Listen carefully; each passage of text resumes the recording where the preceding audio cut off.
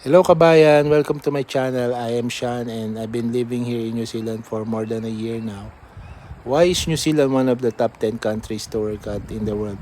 So unang-una, yung work environment nila maganda. They really care about your mental health, your personal well-being, and they really encourage you to practice work-life balance. Pangalawa, yung nature itself, yung kalikasan mismo malinis. So clean air, clean water, cool weather. So hindi ka mapapagod, 'di ba, sa init.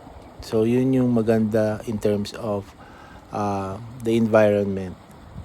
Pangatlo, yung healthcare nila libre. You just pay a minimal amount dun sa doctor's fee. Pero yung medicines mo, you just, get it over the counter in their pharmacy which they call chemist.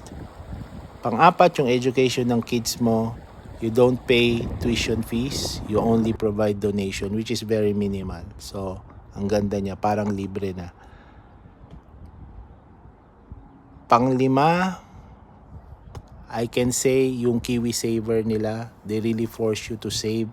So, save for your future and, security na rin in terms of mga gastusin in the future. So, working here is really nice. So they offer really good benefits for people like yung may work visa, yung permanent resident, tsaka yung mga citizen itself.